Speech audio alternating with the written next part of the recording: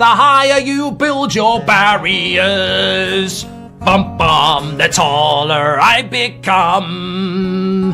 Bum bum, you can deny me. You can decide to turn your face away, no matter, 'cause there's...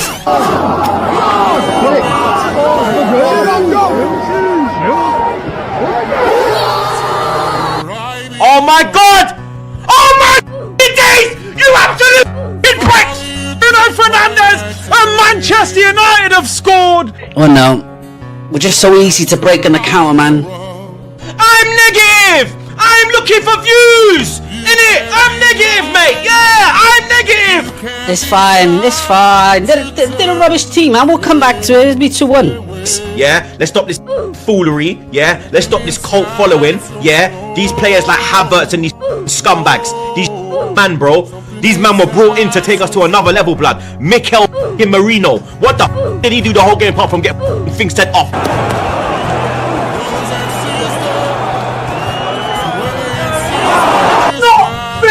Waste of space, Captain! You've got pillows on your feet! Oh my days!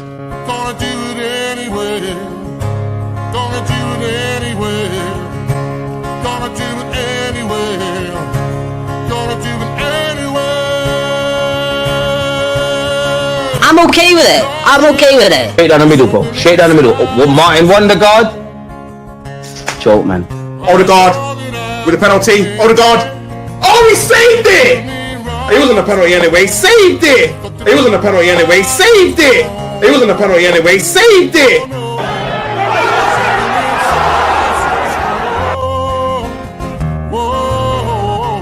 Something inside so strong. Something inside so strong. I know that I knew it. I knew it. Cause you're doing me wrong, so wrong. You thought that my pride was gone. Oh no, oh no. Something inside so Time low, mate. I'm lost for words. We're getting waved out of our stadium by a guy that looks like Krusty the Clown. And that's it. They're not doing nothing. Why? Can you defend him now? Go on, I'm overreacting. Go on, go on. Defend him. Defend him. No. Defend him. Okay, Defend him. Well, like you said, he didn't take the penalty. No. You know what I mean, right? Welcome back to the Top 6 show. It's Monday night. Hit like buttons, subscribe, get the bell notifications on. Do those three things if you haven't done so already. A brilliant panel for you today. Egal joins us. We have Tom Little in the house. Henry's here. Man like Will and Double A. How are we, gentlemen? We well and we good? All good. Fantastic. Absolutely. Through to the fourth round of the FA Cup. Always good to do that. Yes. Raise your hand if you're in the next round. Just a little show of hands here. Will, obviously, you can just pretend you're a Chelsea fan. So, yeah, you're in. Will's in. So it's all good. Gal, why's your hand up? Surely you got through the third round of the FA Cup. Yeah. Hey, Gal, you should be through. You played the team in a relegation battle, bruv. Oh, no. Bigger fish to fry in it, apparently. So don't forget. Bigger fish to fry. It was. I did think it was a brilliant weekend of FA Cup football. There was a few very good results of the lower level teams. I want to say as well, it went under the radar because of the United game, but well done to Tamworth yesterday they drew in 90 minutes with Spurs. That in itself, I don't know if people always understand like the magnitude of that result, drawing with a top 6 side when you're non-league. Legit, the manager only became full-time that week because of sponsorship deals they took. Crazy. They had a guy that works on the checkout of Zara have to put the nets up, who plays for the first team before the game kicked off, and they drew. I don't care about extra time. I'm ignoring it. They drew 0-0 with Tottenham. They nearly won it at the end of it as well. They had them 2 chances. Mate, it was beautiful. It was nearly beyond history. It would have been, because I don't ever think the gap's been as big between non-league and top 6 sides, the financial gap and everything else. So Tottenham that little scuff shot from them at the end, it saved you maybe from the biggest embarrassment in FA Cup history, that little moment as well. So yeah, but you're through. It was a great weekend, and we have loads to jump into today, viewers. We've got some big transfer news. Premier League football's back tomorrow. I mean, that's how quick the turnaround is. Liverpool play tomorrow night. They've got a massive game away at Nottingham Forest. Chelsea and City play as well. North London derby in 2 days' time. Arsenal have got no time to be licking their wounds. And United play Southampton. So, yeah, loads to start with. But you know what? We didn't do enough of this yesterday on the show. I want to just go to you first, Double A. How impressed were you yesterday with Man United's performance? That's 2 weekends running away at a big team, a title-challenging team, a huge rival, where we've managed to get a very positive result and in the end win the game.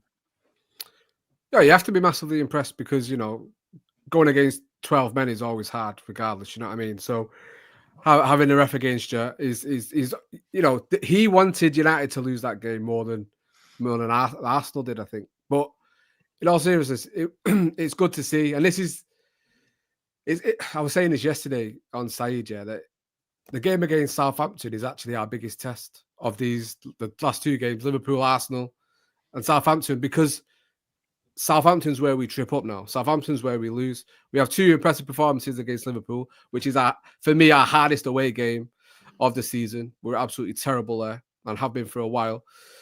And we performed well. Possibly could have won that game. Yesterday, I thought before the sending off, we were getting into the game. Obviously, we scored. Could have gone on and won that game as well. But we ended up getting through on pens, which is, you know, again, as a spectacle, fantastic FA Cup round, fantastic FA Cup draw and tie, and that's what we want. We want to see those magical moments of the cup. You know, you talk about the Tamworth Spurs game, but you want to see that at the top end as well. You don't want to see these drab 1-0 wins. You want a bit of excitement, something for people to get excited about. And you know, Man United came out on top, which is good for us. Not so much for Arsenal. But now it's the big test. It really is against Southampton, because it's all well and good going to the Etihad winning. It's all well and good, you know, drawing against Liverpool and beating Arsenal. But when it matters against the small teams, where we've crumbled this season, is against the smaller side. So I need to see it again. And I was even going as far as to say, I want to see 5-0 on Thursday. I want to see us actually slap a team at home, an actual proper performance. I don't think we've played well at home all season. You know, the only possible one you could say was maybe Everton, but even then, Everton had chances in the game, and I don't think Amorim was too impressed with that. I think the goals masked what was not a great performance. So I need to see us come out from the traps straight away and dominate a team for 90 minutes and absolutely, you know, put them to the sword and put a few goals past them. That's what I'm hoping for. But for yesterday, mate, I think it come to it yesterday that I was resigned to losing. I thought the referee was just desperate to. And I won't bang on about him, but it got to extra time and I thought, do you know, if we lose 2-1 now, I think I'd have that, because I just felt it was just feeling like it was, we were on us. Something was going to relent. And, you know, when we do go a man down, that's when the heads drop. But everyone, for a man, was absolutely and worked. Again, another team performance where they could all be proud of themselves walking away from the Emirates.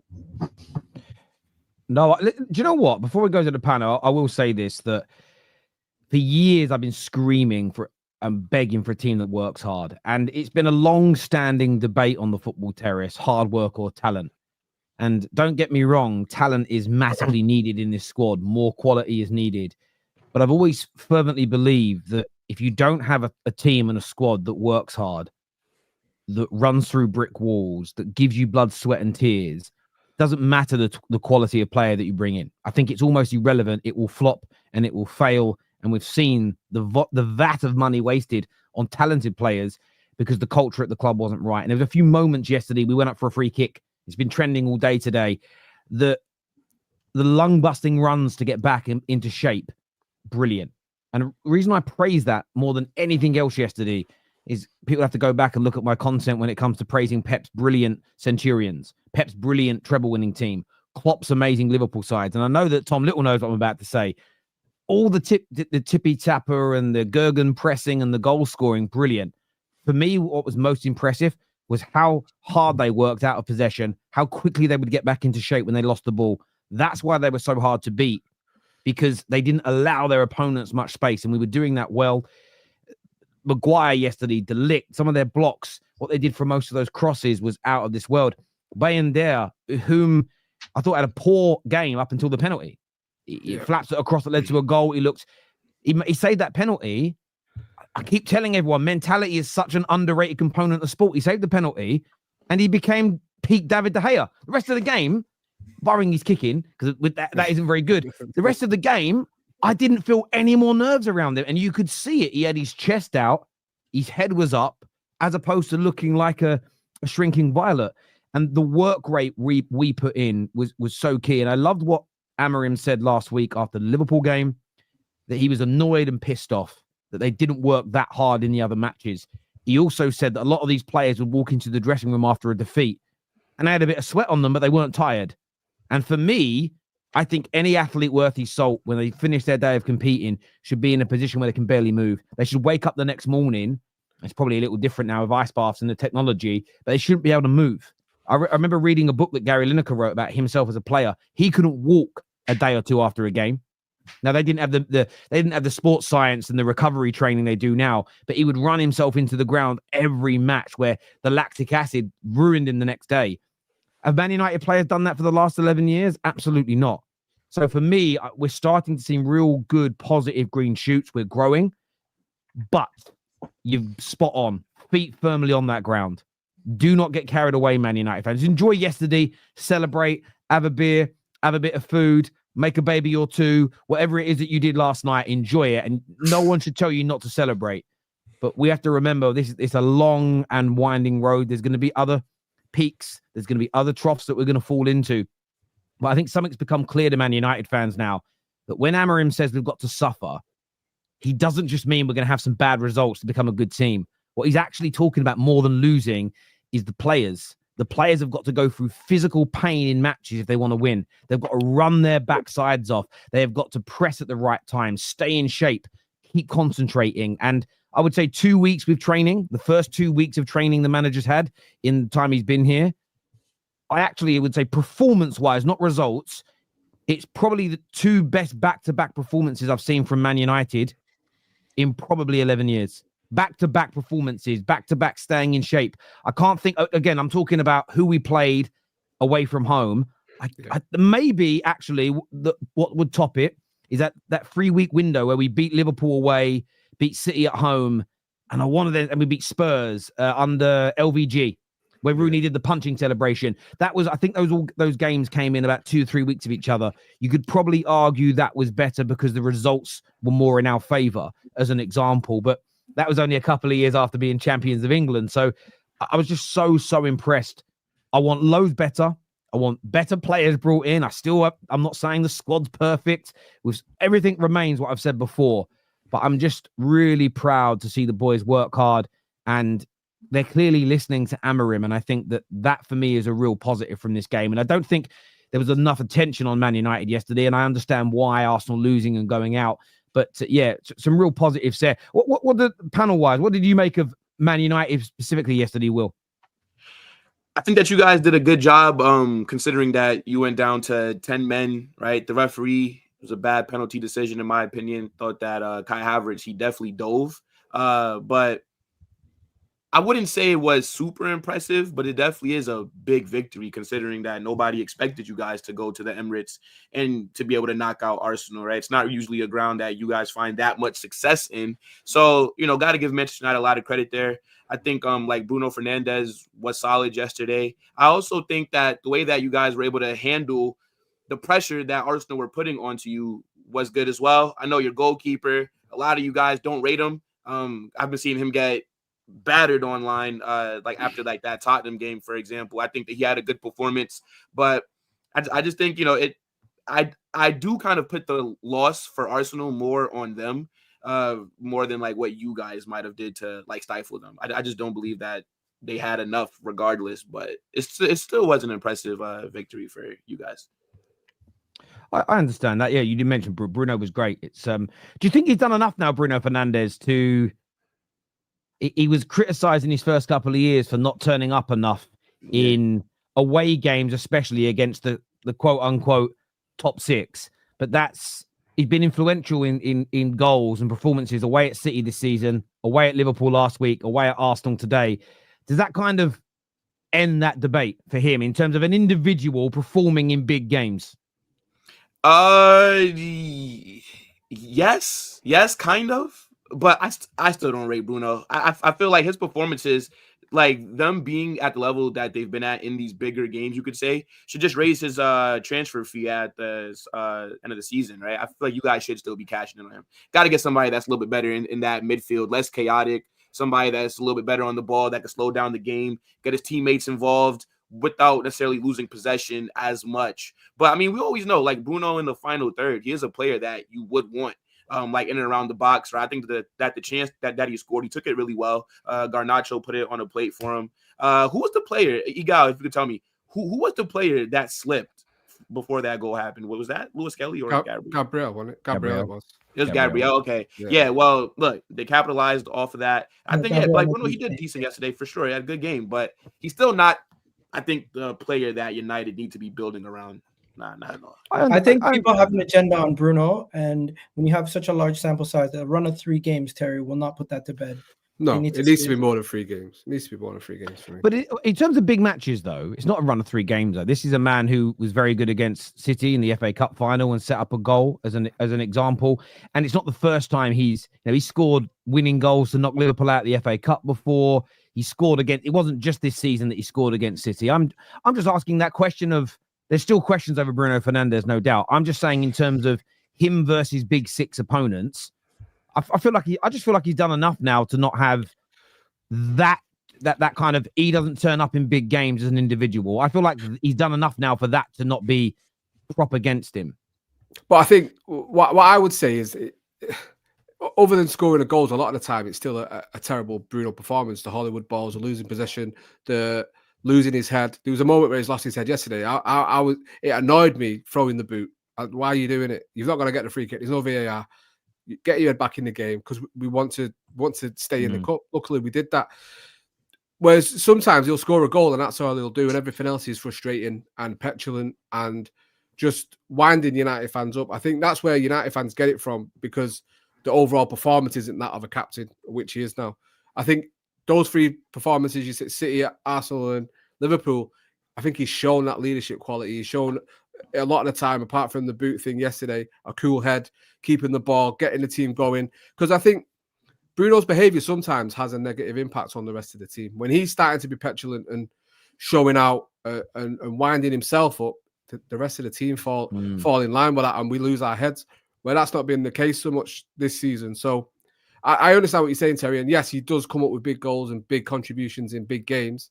But we need that whole performance from a player that, I was having a discussion today. People are calling him world class. He's not world class for me. He's a very good footballer. And I understand he's not that. World class. I feel like the performance against Liverpool was probably as close to complete as I've ever seen from him. And it wasn't just involvement in and I get that. And I think I understand that the petulance is something I'm not a fan of, more so because it creates a narrative and it creates an angle. And I think, however, I also think, remember Cantona and Rooney? I felt Rooney became a worse player when he was less aggressive, when he was less nasty on the football pitch. And I almost feel as if Bruno got rid of that, would it be a part of him that takes away his... I'd love to ask him that question, if that makes sense. I'm not making a statement. I would love to say... I'd love to say to him, your petulance winds people up. I'd love to be blunt with him, but say, do you want to get rid of it? Or do you feel that's what gives you a bit of fire in the belly? Because the one thing I'd say about him is that he's got the work rate that I want to see from every single player in this team, which we have actually seen in the last couple of matches. Another player, we know that Ligt impressed yesterday, but I wanted to ask the panel, and I'll go to Henry first on this, about Harry Maguire, someone that most United fans wanted out.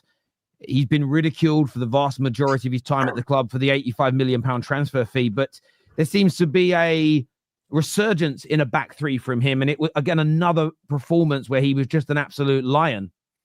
Yeah, him and Ligt yesterday were both phenomenal. Harry Maguire definitely in the back 3 with a little bit more protection. He has been really good, to be fair. If he would have got that last minute against Liverpool right now, I mean, that... you couldn't make it up, could you? The ball falls to the wrong man in the box. But his performances recently, I don't know if he's turned a corner, but he seems to be the scapegoat in that back four. Previously, it was always be him. And I wasn't hugely impressed with Ligt when he first come in. But since Amorim's changed it, I thought yesterday was his best performance in Ligt probably in 5 years, or even before at Bayern and Juve. He was absolutely phenomenal yesterday. That goal line clearance he did, you've got to get that just right, or it's a goal. Harry Maguire, fair play. Like he deserves credit. I do think they need more ball playing esque centre backs and a bit more composure, and players that have. Like, what's Harry Maguire now? 30, 31. He's at that age now where he can be in and around the squad, but I just don't know if he's going to keep this form up. You know, one bad result. Let's say you draw to Southampton, all of a sudden the knives are out again.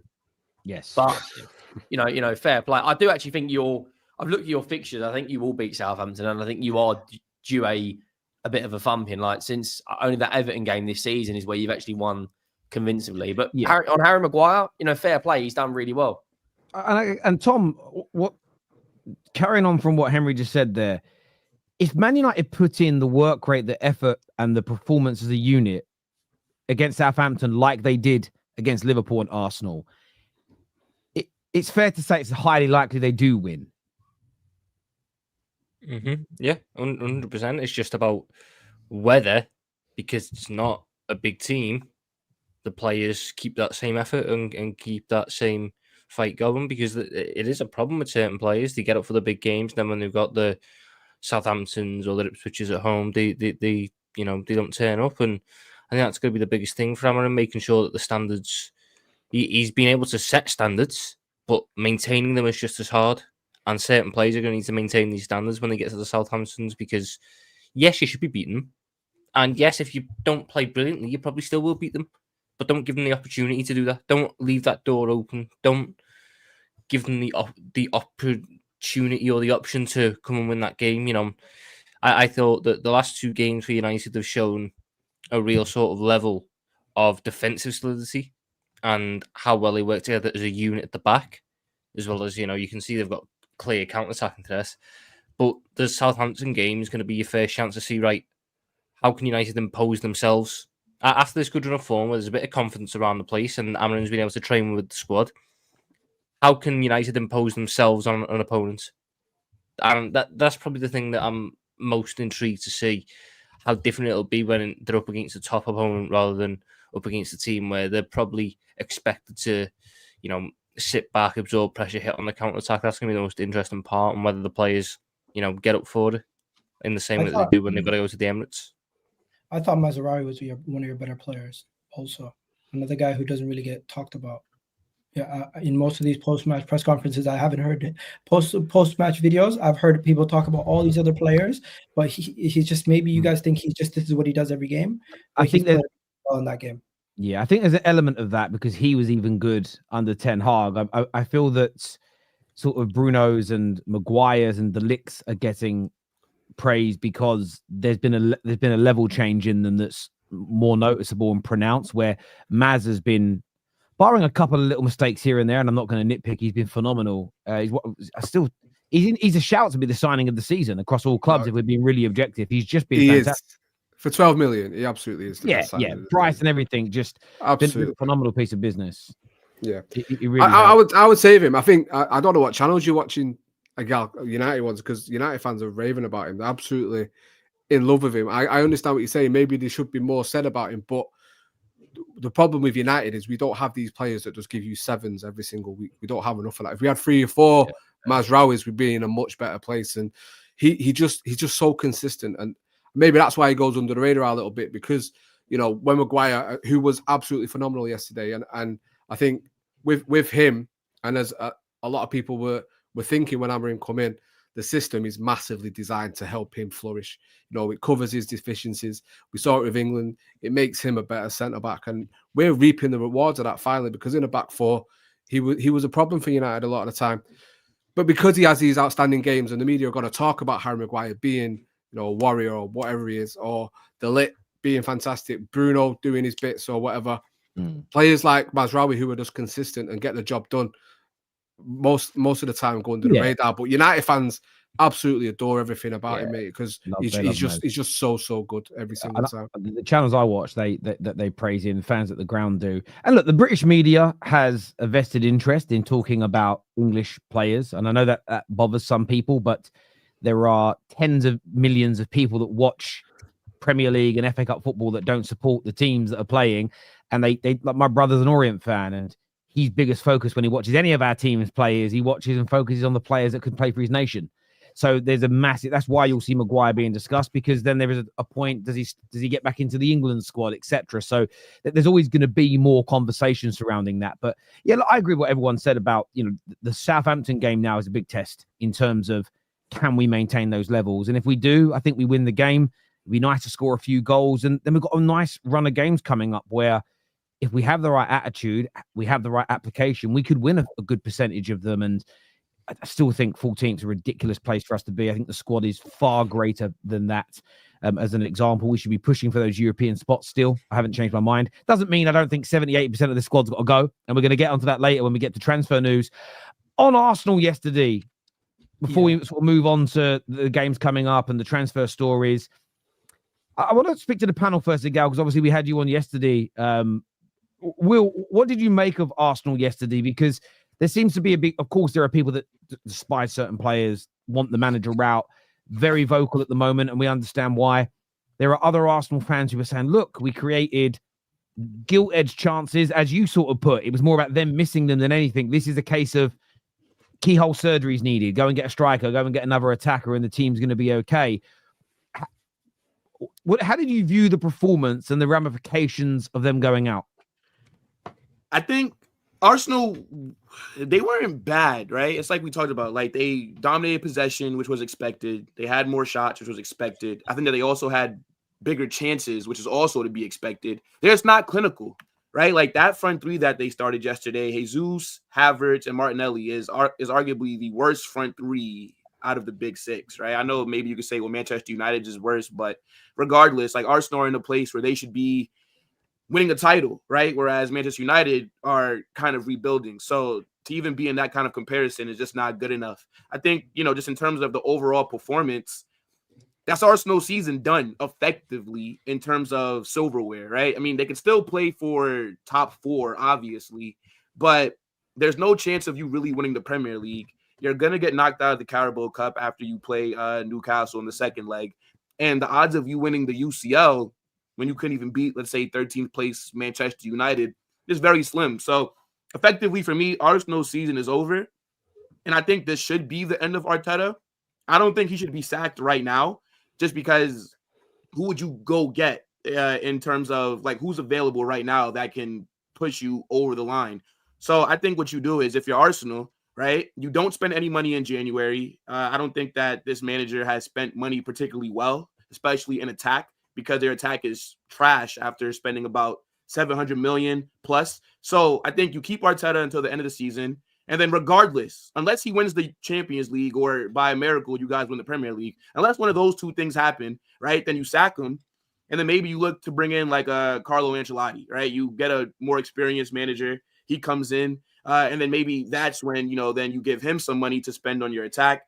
And then, you have to find a way to keep these players engaged, because I think a problem that Arsenal are going to have is that some of their star players are going to start to look around and wonder, why are they still at the club? They might look at some of these other big clubs that are around Europe, and then they might want to move. So I think Arsenal, they do have to respond. I don't think there's anything that they can do right now. I think it all has to be at the end of the season. But yeah, I think season's done. You're just fighting for top four at this point. And then, yeah, you got to let go of Arteta if you don't win a Champions League or a Prem.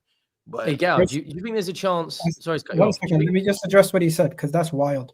First thing, if you don't sign a single player this window, you're basically leaving him out to dry. And you're saying he's not good enough, so the board should leave him out to dry. That's ridiculous. Basically. That's ridiculous. He's calling for transfers. He's not selling out his players and saying the players are not good enough, because he still needs these players to turn up. But if you guys listen to his past couple press conferences, he's made it evidently clear that he wants improvements, but he has to work with what he has to his disposal right now.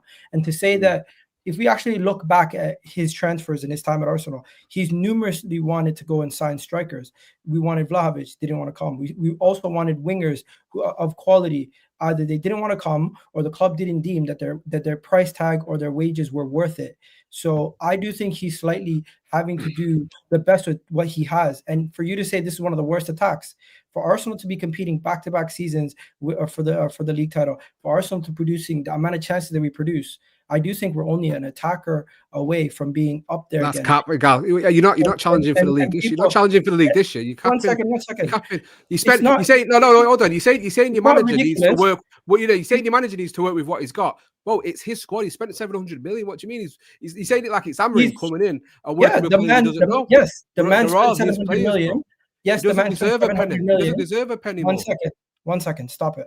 Yes, the man spent 700 million. But if you actually look at the players that he wanted, if you actually look at the players that he got and what he wanted, you're telling me he didn't want Isaac in 2022? Not everybody gets their first target.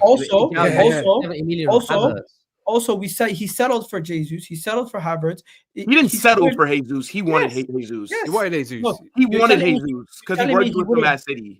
Okay, regardless what you say, in this situation, to say Arsenal are just writing off the season and shouldn't give the manager any money in this January window is ridiculous. We have an opportunity to still, even if you guys don't rate us or not, we're only 6 points off Liverpool. We still can we can get an attacking player and to get this team firing again. We need Bukayo Saka is injured. Bukayo Saka is injured. Jesus is injured.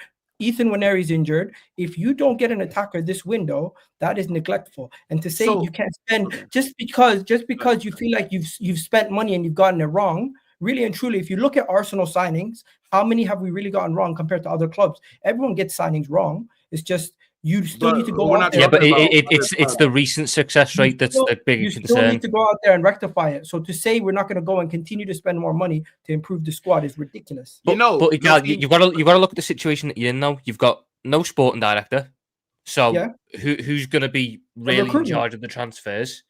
And then you look at why would there be a bit of worry about investing so much right now? Well, the recent success rate, the recent hit rate hasn't been great. And then you go and look even bigger at it. Go look at the even bigger picture. January is always a tough market to buy in. Every team knows you don't have any forwards. So any forward you go and ask for, it's going to be a tax on that. Which forward is going to be available in January that you think Omar Mamouche was available? Listen, I'm not part of the recruitment team. That's another left winger though, Henry. One second. I am somebody who says the club employs scouts. The club have a recruitment team. Even if they don't have a director of football or not, they should have a team of people who make decisions behind the scenes, behind that person, that can also give that intel to the people in charge. The thing that I have an issue with is that we become so risk adverse that we're not willing to even go and spend a certain amount of wages on individual players that we've deemed good enough. We're not willing to spend a certain amount of transfer budget on people that we've deemed good enough. So who was it wage-wise?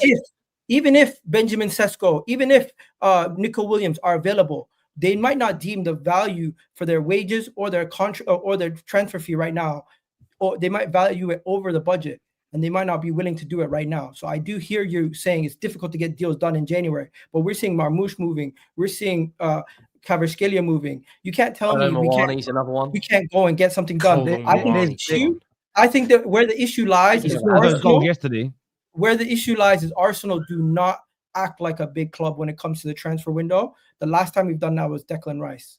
On a real level, you guys can. You don't act like a big club, but you don't act like a big club at all, bro. You don't win nothing. Hold on, but Egal, you made it out like it's much worse there though. You signed Declan Rice last summer, so you had one summer where, in your opinion, you didn't act like a big club.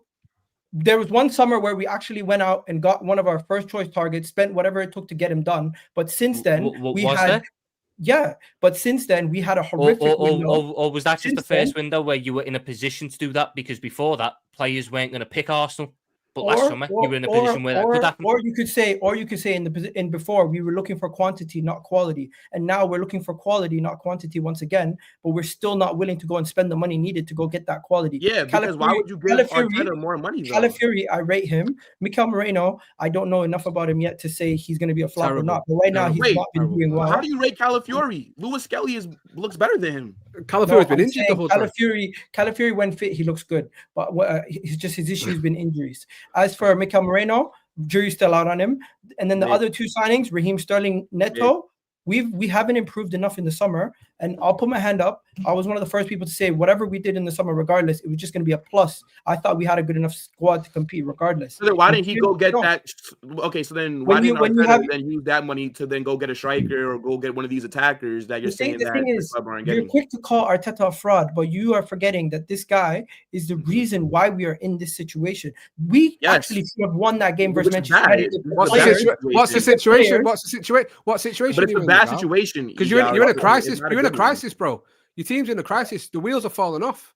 Your season's over by January. So no. I'm calm. I'm just talking. Not to you. that serious. Having a conversation. Yes, we got. So what you're saying is, you saying your team was good to compete, but what you needed to do, because your team came so close to winning the league, was improve tenfold on what you've got. And your problem was up top, and you did nothing. So now you went and sold a striker, if anything. So now he has neglected what you needed most. So Arteta is the problem. That's what you need to remember. 1 second. You backing him and saying it's the club not backing him when he's been back to the hill is ridiculous. So you need to look at the manager. Arteta is literally the solution to our striker problems. The issue is the players he has up front. The issue is the players that we have up front. The issue, Arteta has been trying to find other ways to get this team to perform at its highest level without that elite striker. And you guys can fully see with the chances we create, with the amount of quality we have throughout the team and the ability for us to get from A to B, we're missing that final piece. And for everyone to say, oh, Arteta has to go, I think that's throwing the baby out the bathwater. Wait. But Egal, the summer signings that you made, right? None of them are useful. Like, let's just be very honest here. Calafiori was not needed. Mikel Merino's a dud. And Sterling is a Chelsea reject. And then you brought in the goalkeeper. Instead of wasting money on 4 bums, you could have saved that, right? And then went in for that big attacker that you're saying that he wanted. I don't think Arteta wants a striker. I think he's perfectly happy with Kai Havertz leading your attack down the middle because actions speak louder than words, right? And the actions that Arsenal are showing is that Arteta wants to build his team to be very defensively solid, and he likes Kai Havertz up front and Bukayo Saka like just playing 90 minutes week in, week out. And now that he's not there, you're struggling because there's no other plan. Because you don't think Egal, let me just jump in for a minute, please, because it's going to be to and fro the whole time. I want to throw a few things in here that have been said because I think we've missed some really important functions here of fan discourse. So let's just start with that base that he's happy with this situation. So do you feel, Will, that there is money to spend? They could go because remember, I know that Julian on AFTV said it's not like going into a supermarket. Well, there are a few players that have buyout clauses, so it's close to going into a supermarket. If you bid 70, 80 million euros, you get the chance to sign Victor Gyökeres. Osimhen is definitely available for around 50 odd million pound right now. Do you think, Will, that it's Arteta that's saying, I don't need them, I have Kai Havertz? Or do you believe the Cronkies are not going to sanction the spending? I think it's a bit of both because it's just a matter of ambition. The reason why I'm saying that Arsenal should not spend money is just because I don't trust Arteta to make the right signings. And I don't think that he's deserved more money. So that to me is why I'm saying just until the end of the season, you keep him, then sack him. But it's just really down to a lack of ambition. Look at Man City, for example. They've been trashed the first half of the season. And now we're 2 weeks into the January window and they're about to get 3 deals wrapped up. It's not hard. It's just, I don't think that the Cronkies trust Arteta to spend more money. So that's a great point. So if they don't trust Arteta... No. 1 second. He's wrong. Let me explain to him, Terry. You're wrong. It's not that the Cronkies don't trust Arteta. The people they've put in charge are lawyers, and they're extremely risk adverse. They don't deem 300K a week for Nico Williams worth it. They don't deem more than 45 million for Benjamin Sesko worth it. They don't deem 70 million for Gyökeres worth it. They did not deem in 2022 that 60 million for Isak in a January window. They don't deem it worth it. Anything over market value for wages or spending, they don't seem to be willing to go. They need sacking though, because that 60 million they said wasn't worth it for Isak is now 150 million if you want to buy him. And the reason I asked the question is this.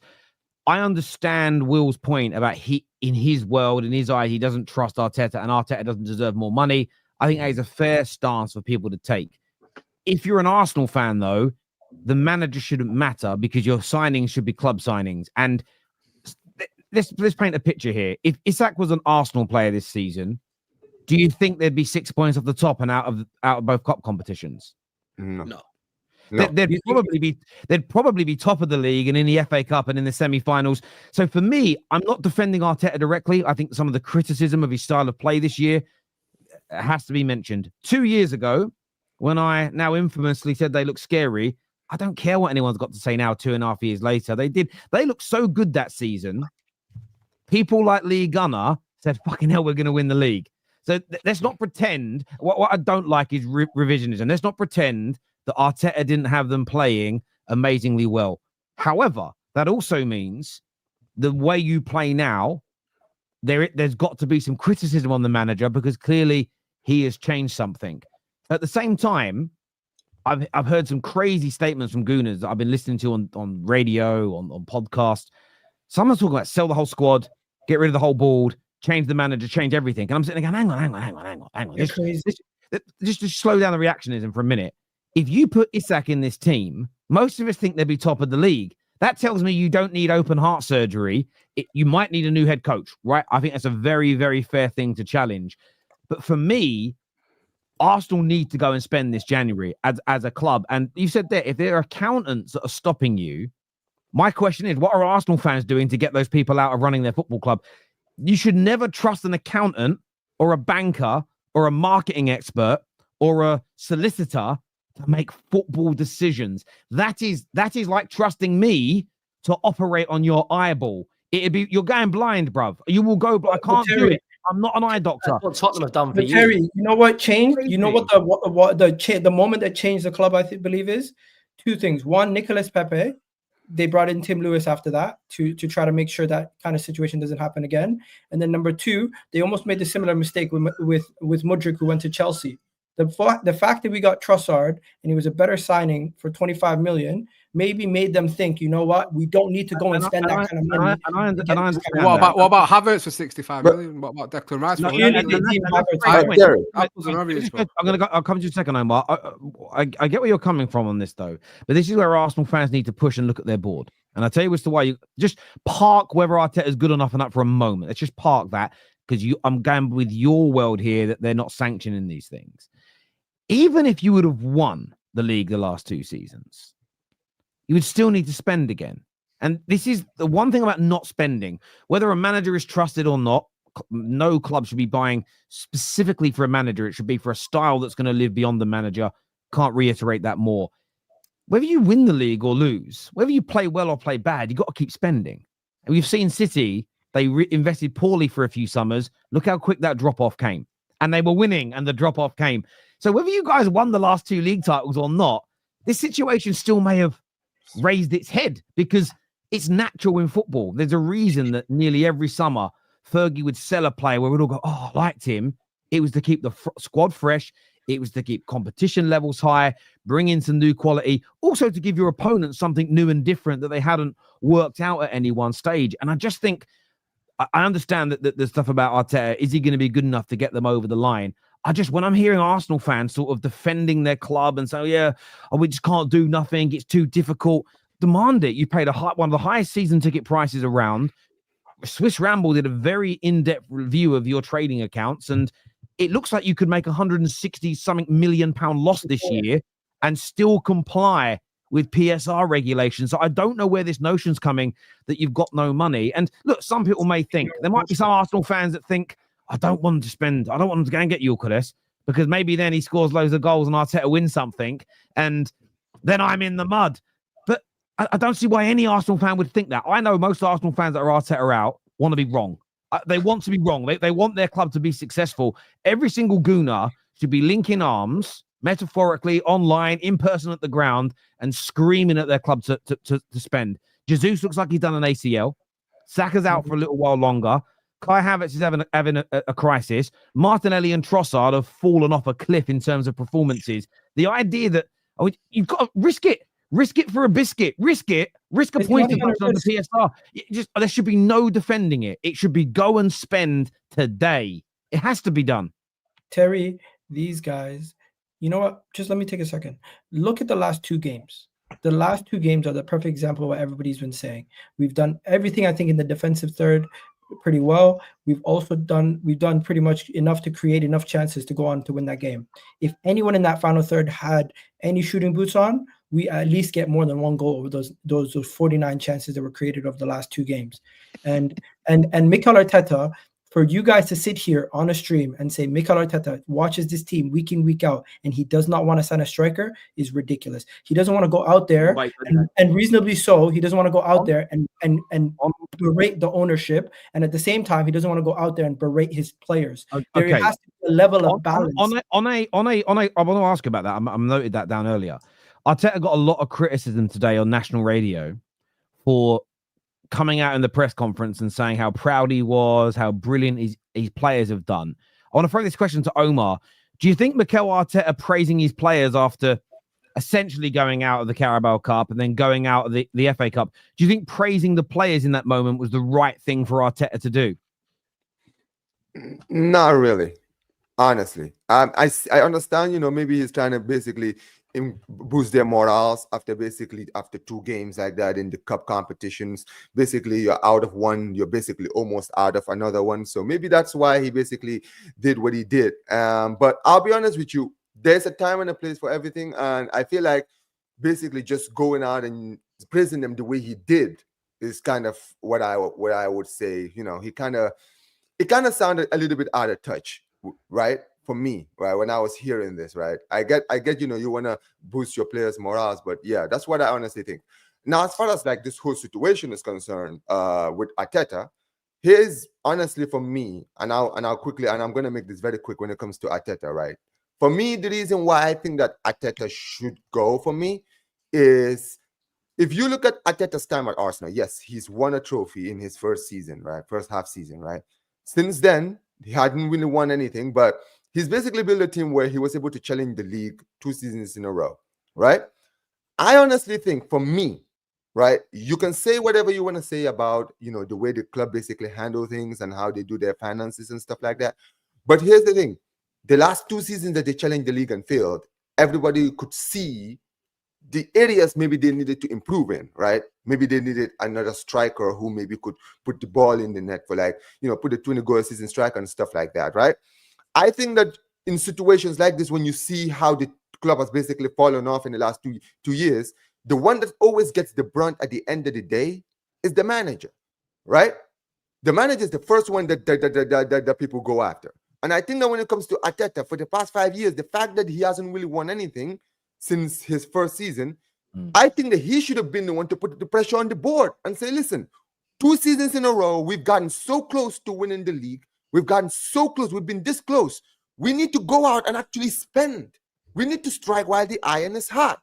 I think that he should have come out and said, you know what it is? Because my job, my future is in the line here. If we do not win anything, the fans are going to want my head. So he had to, at that point, he had to come out and say, listen, put pressure on the board and say, listen, I want this guy. This is the guy I want this summer. I don't care how much he have to spend on him, but I need a player like this in my team to challenge for the league. Omar, Arteta said yesterday the decision to buy a new forward is out of his hands, despite Jesus' injury. Do you think that's a man who's not saying, you know what, I really can't do anything. I've already told them what I want. He's just stating a fact because we know that it's not in his hands. That's not saying anything spectacular. Bro, on the previous press conference. On the previous press conference, put some pressure on your manager. Put some pressure on your manager. All you're doing, one second. On the previous, there's already pressure on the manager. He's not an idiot. No, you need to put someone because all you're doing is backing him. I'm not going to change my mind. I can clearly see what's going on, and I don't think Mikel Arteta is the grand scheme issue at Arsenal Football Club. Clearly, you guys can see that there's certain recruitment flaws in our team, and you're putting it all on the manager when I think he's basically saying yes and no to certain areas that are being signed and certain positions that are being signed. But right now, what he's been asking for is probably a forward. And he said in the previous before the game, he said that if there's certain areas where Arsenal need to catch up. And he was specifically speaking about spending in certain areas of the pitch. But I see what you're saying, Egal. But let me just say this, Egal. In any job area, right? Let's say for you, as example, Egal, you were the Arsenal manager, right? Last 2 years, you've gotten as close as you did to winning the league, right? There's pressure when it comes to a club like Arsenal when you go as long as they have without winning anything, not even like winning leagues, but even trophies in general, right? And the pressure is on Arteta, has been on Arteta this season from the start of the season. From the start of the season, all the fans were saying, listen, this season, we want to see you win a trophy. We want to see you win something, right? And I think in times like this, where Arteta's future is on the line, whatever you think of it, his future is on the line here. He needs to actually come out and he actually needs to now put pressure on his board and say, listen, I understand it is not my job to be, I'm not the one that is in charge of the recruitments and stuff like, or basically signings and stuff like that. But this is the thing. You've seen what I've been able to do with the team so far. You've seen what I've been able to build, right? I need more tools in this team. This is why we've not been able to win the league. Look at the last years. So, Omar, let me ask you a question on that. I think it's fair to say that all head coaches and managers should be putting pressure on their boards. Yeah. What makes you believe he isn't in meetings, in conversations with them, putting that pressure on them? I'm not gonna lie. I just honestly, it's kind of the way he kind of like speaks about them when he's asking press conferences. Now, I'm not saying he should throw them under the bus, right? Just basically make all kinds of drama and stuff like that. But I think sometimes certain managers, you can kind of see when they're like basically they kind of make it.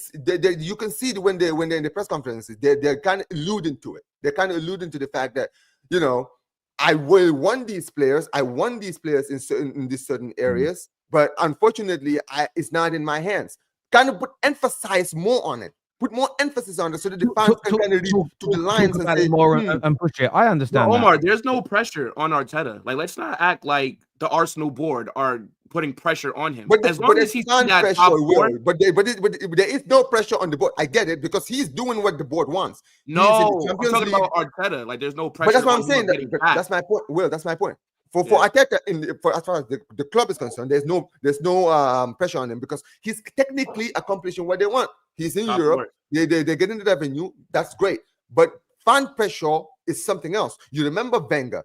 Let's not forget. Arsene Wenger for years was in the Champions League every single season, right? They both were not worried about sacking him. But guess what? Eventually, the fans had enough, and then you could see that the revenue was going down, and in the end, the majority of the fans, in my opinion, they back him. Like, look at Egal, for example. He's still making excuses for the manager. Like, I think a majority of fans do think that way. I just don't think there's any pressure on our turning, but this is Will. I've seen it, man. It's turning, bro. The tide is turning. It certainly seems to be. On the tide turning is a great segue into the next question I had. Listening to TalkSport today, I listened to about 5 or 6 season ticket holders call in, and 2 of them were frustrated with the manager. The other 2 were a little bit more along Egal's lines, kind of defending him and saying he needs more money, right? And right now, let's park that debate for a moment because it's been done on the show. Each of them said the atmosphere at the ground the last 3 or 4 games have been atrocious. And their belief, talking to people around them, is that Arsenal fans are starting to not just specifically lose faith in Arteta, but they're losing faith in the season. And it's leading to less singing, less chanting, less encouragement. And that's essentially what the atmosphere at a football ground is encouragement. Is that the right approach for Arsenal fans to take in these games? To almost turn up and go, well, I don't believe, so I'm going to sing less, cheer less, and encourage less. And is a byproduct of that even worse performances? Is it right that because a fan maybe has lost a bit of faith that they're at the ground and they don't sing as much? Or is it right that they sort of show their frustration by singing less and booing more? I mean, how do you guys... Let me tell you from my perspective, quantify that. As an Arsenal fan, seeing what's been happening, this happened every single year. We drop points or lose three successive games, and by the second game, you kind of already know what's going to happen in the next game. And fans going into the stadium, fans going into those games, picture the Aston Villa game last year. You guys already seen the atmosphere, how it was. For example, the Everton game a couple of years ago. It's not the away fans. It's the home fans. The home fans, they get nervy when we're losing or when we're down. They don't get up and back the team to the full extent.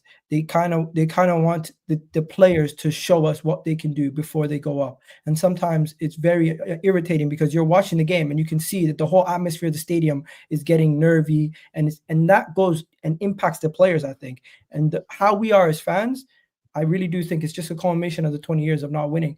It really has rubbed on to us that we kind of feel like some of these people. For example, there's an AFTV interview yesterday of a guy who said, "I'm going to keep showing up to the stadium, but I don't believe in this manager. I don't believe in this team." He's like, "Why do you show up then?" He's like, "Because it's my routine."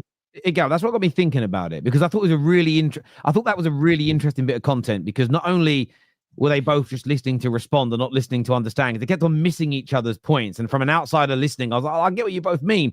I am sort of sitting there and it's a bit chicken and egg for me. I understand the perspective of I've lost faith in Arteta, or I've lost faith in the team, or both. Therefore, you ain't getting any energy from me. I understand it.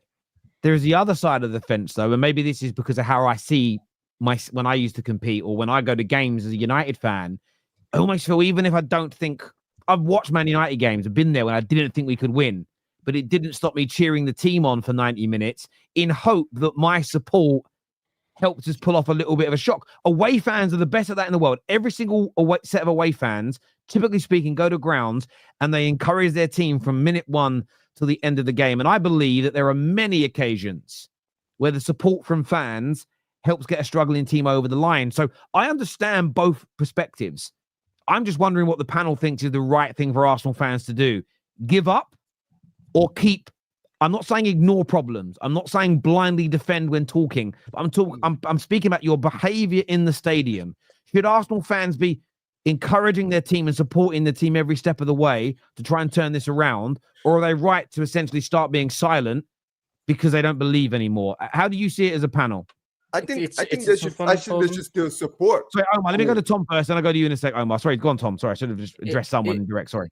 It's a tough one for them, because you'd like to think that you just go there 100% support all the time, but football is crap. The football can be so bad at times that it's hard to back it. And yes, if you're going to the ground, you're supposed to go there and support and sing. But if there's nothing to sing about, then it's hard to get anything going. And the style of football is conducive with the atmosphere. The Emirates was an absolute fortress a couple of years ago when they came second and they lost the lead at the end of the season.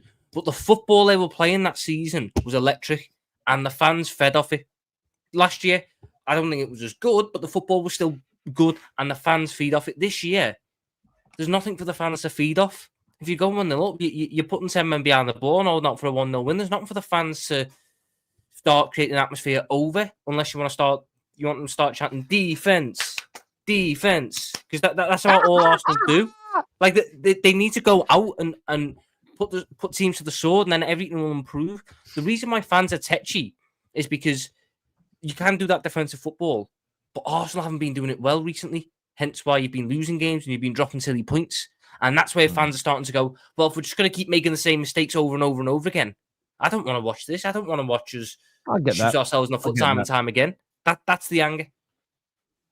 By the way, we have the second most goals in the Premier League, if I'm not mistaken. Actually, third. So let's not do this whole thing. We do score goals, but Saka getting injured, a bunch of our players getting injured, has negatively impacted how we've been playing the last 40 games. So let's not act like there hasn't been mitigating factors recently that made our performances much worse than they actually should be. I hear that. Egal, are you going to tell me the football this season's been good from Arsenal? It's been exciting, it's been thrilling, it's been stuff to get the fans off the seats. Expectations are much, much higher. So the football is viewed a lot differently. Do you not think the expectations were the same as last year? It was to win the league. You want to know something? Last year we started off just as bad offensively, and we kicked on around this time of the year.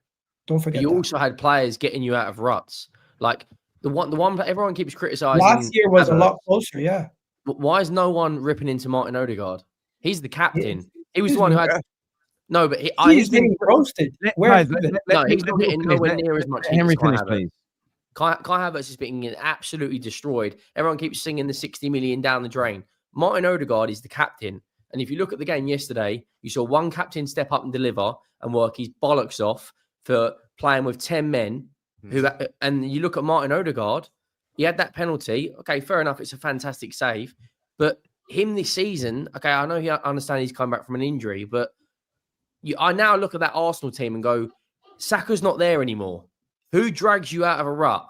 Because I look at your front three, I'll be honest, I know we're going to get onto the North London derby. I don't think you'll beat us, and we stink. We absolutely stink. I know everyone's going to say it's the best game to bounce back after an FA Cup to North London derby. We're going to turn up to the Emirates with our towels up, right? Because we smell blood. I look at your team right now. Defensively, you're one of the best in Europe.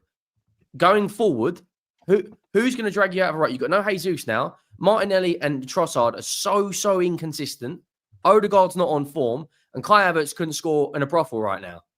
So now there's no Saka, who now people realise how good he actually is, that he has been carrying that front line for 2 seasons. If you don't go out and sign someone, I don't think it's crazy to say I don't think you'll get top 3. I'll be honest. I mean, can I just quickly add? I want to go to some of the viewers' comments here. Sorry, gentlemen. I know the panel's important, but the viewers, I need to interact with some of the things that they're saying here as well.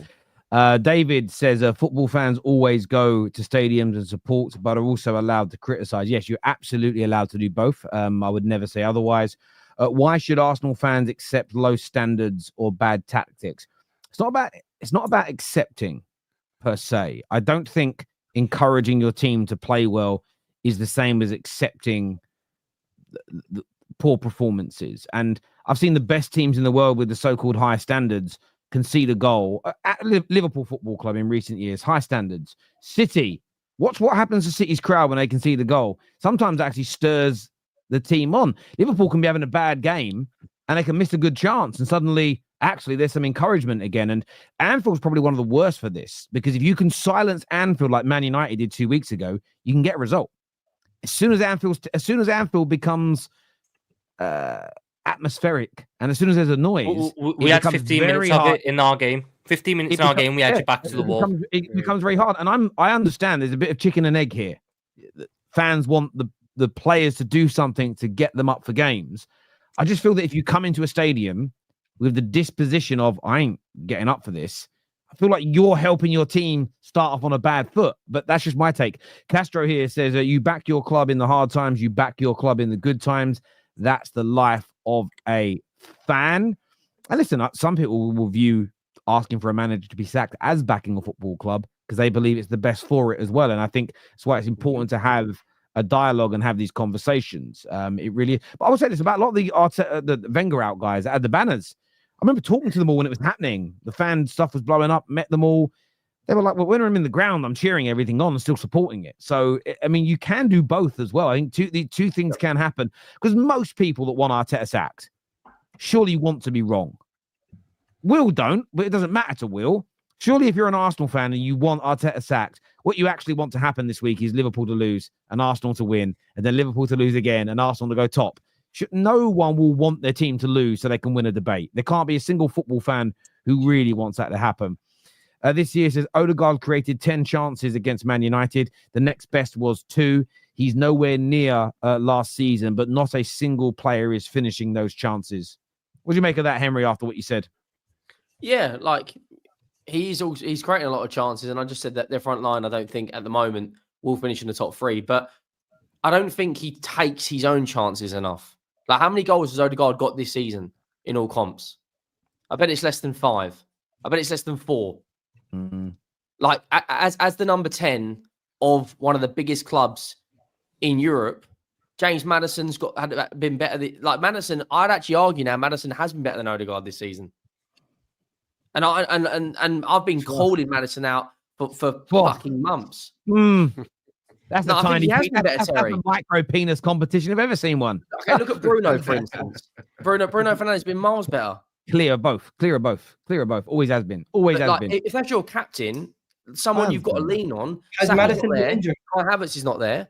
Okay, but Okay, he's coming back from an injury, but how long do we keep? If he stinks it out for the next 3 months, do we say, "Oh, yeah, but he's come back from an injury"? No one gave. In fairness, Egal, no one gave Maddison that excuse last year after his hamstring injury. No one said, "Yeah, so he got one goal for the rest of the season." I'm pretty sure people did. For us. I'm pretty sure people did, Terry. No, nobody really got onto him. Yes, okay.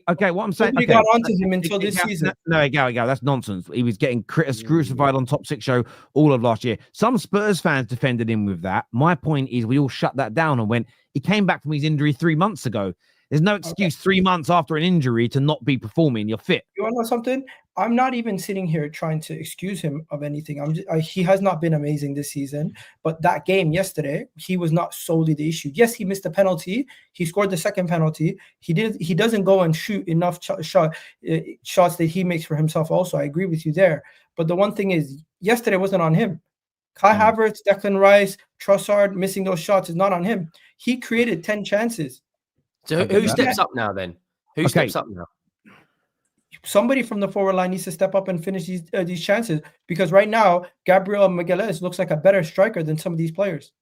Some of the attackers that Arteta picked out, right? Maybe Arteta should play Gabriel Magalhaes as striker. Just get more corners, Egal. You'll be all right. Just get all the corners. And the corners won't get you anywhere. Hey, look, Egal, Saliba looked pretty nice in white yesterday, though. Guys, I've got to get to more of these super chats. So we'll talk. We debate every super chat. We'll be here until Arsenal play North London derby. Sorry, Egal, we might have scored the third most goals in the league, but 40% of them have come in 3 games against West Ham, Crystal Palace, and Leicester. That's crazy, actually. I'm pretty sure if you look at every team in the league, they've had outlier games also. So let's not do that. Yes. Are you not concerned about the lack of goals in other games, though? Of course, Terry. That's what we've been talking about all day. But I'm simply saying, before Saka got injured, before we had some of these issues, we've been relatively decent. Even though people are saying our attack is not firing on the same level. Yeah, because we've had either Ødegaard out or Saka out, and those 2 guys are the linchpins to our attack. Everybody else are side pieces. Yep. Okay. Kenny E here, who's an Arsenal fan, says Arteta out. He didn't get the Ouija board out and possessed Kai Havertz to score from 1 yard. Clearly sarcasm.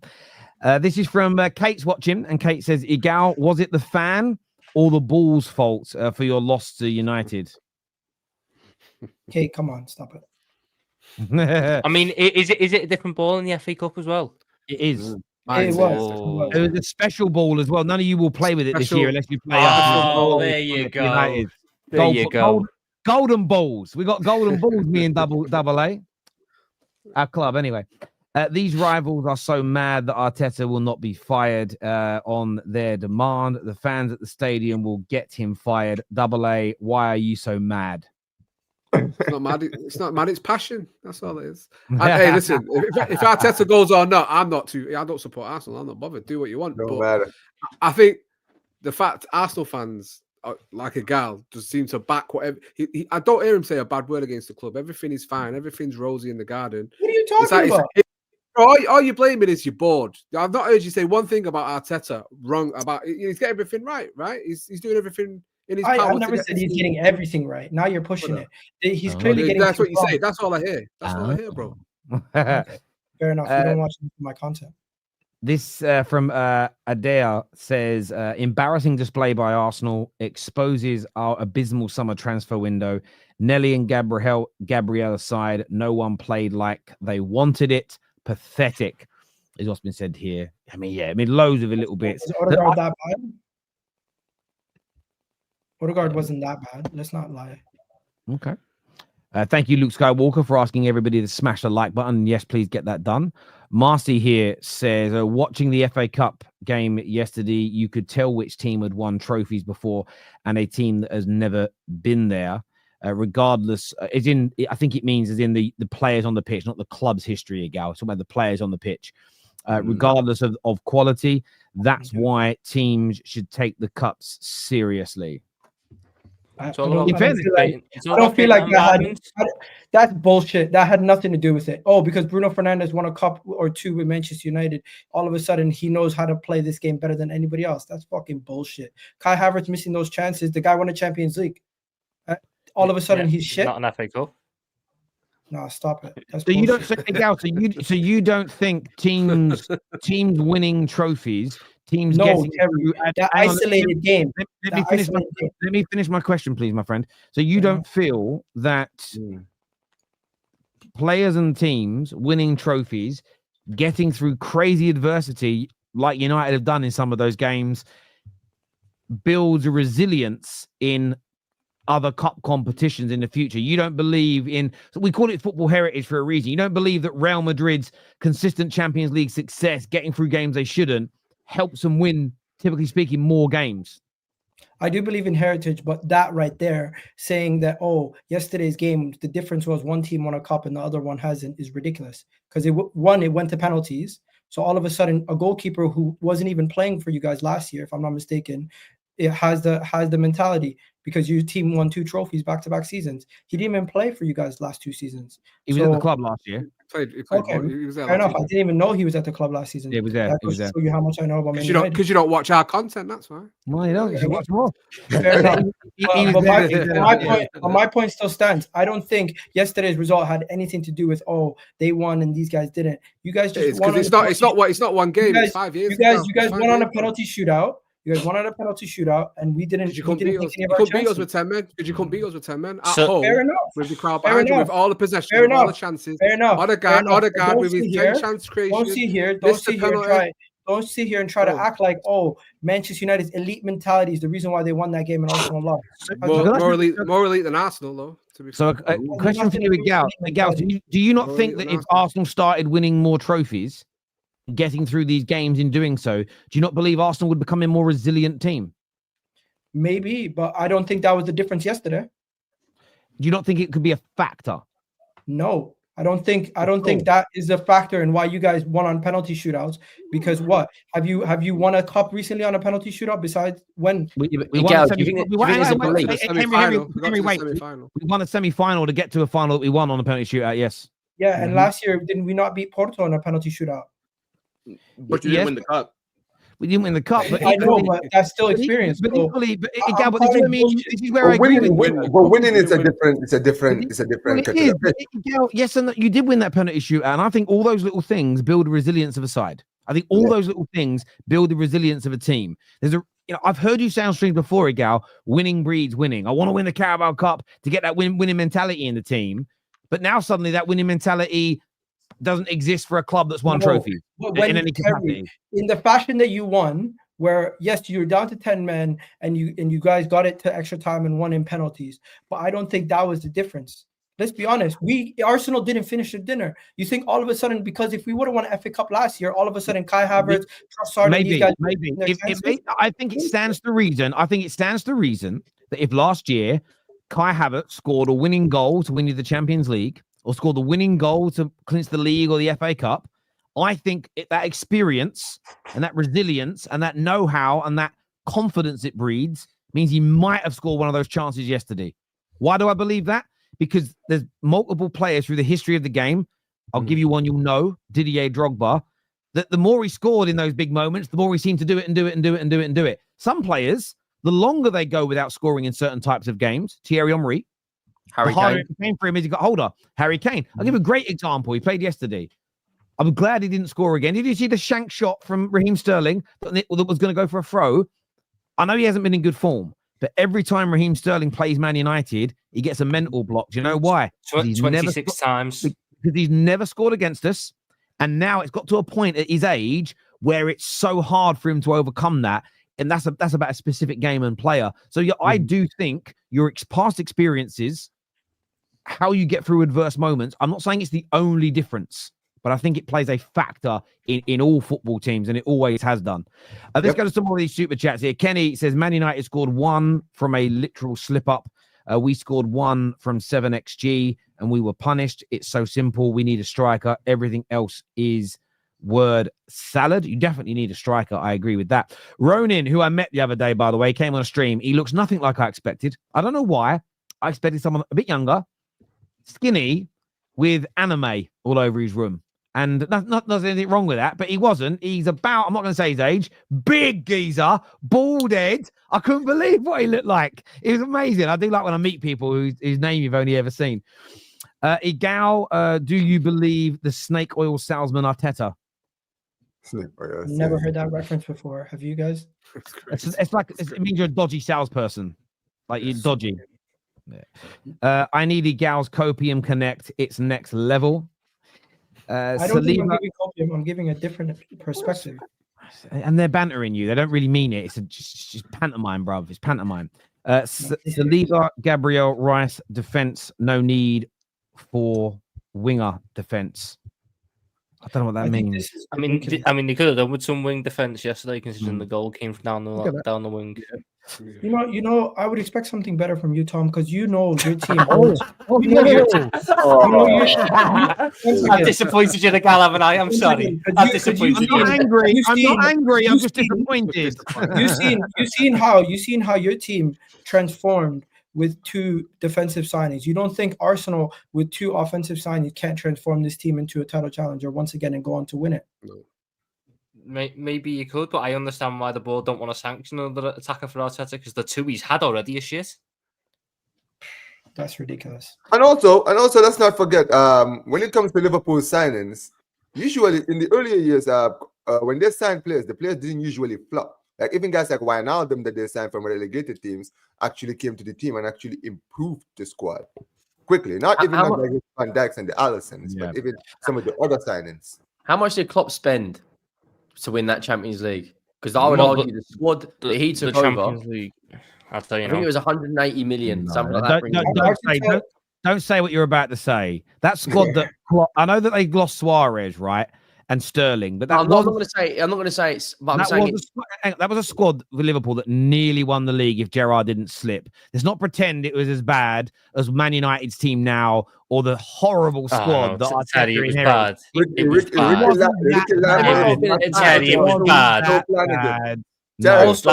Lad, our fullback pairing was John Flanagan and Glenn Johnson. Exactly. No, bollocks. I'm calling this out because you kids are too fucking young to remember. These Scassers, they love that Flanagan, mate. Oh, better than Neville. They love these players. We are not doing the revisionism because they created a better team.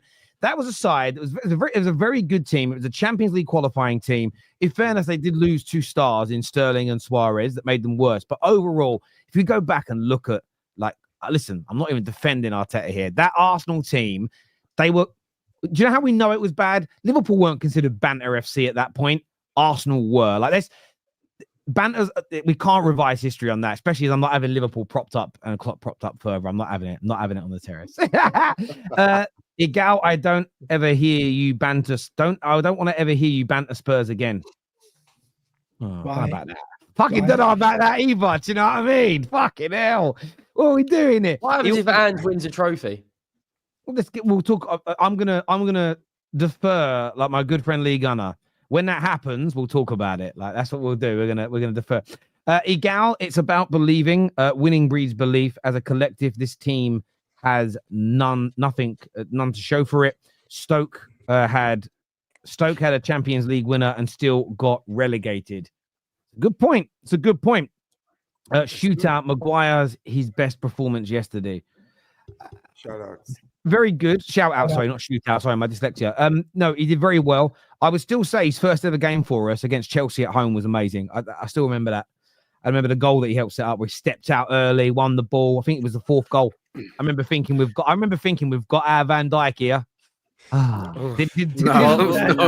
never was that the same game Ben James scored? Yeah, that was the goal. Yeah. Obviously, sarcasm, people. I never compared it to him. Yeah, right. But before we go on to the North London derby, obviously a big game tomorrow night for Liverpool, Tom. You go away to Nottingham Forest. They are back in scintillating form. They beat you at Anfield. Second best team in the league. They have been an amazing side who Sam thinks they're favourites over you to win the league title. How are you feeling about tomorrow's game? You know, a chance to go 9 points clear of Arsenal, a chance to you're playing the same night as City, so we see what happens. But a big game. You feeling confident, nervous? No, I am not confident at all. Nottingham Forest worry me a lot. They're currently in their best winning run in Premier League history, 6 wins in a row. They've got the best form in the league.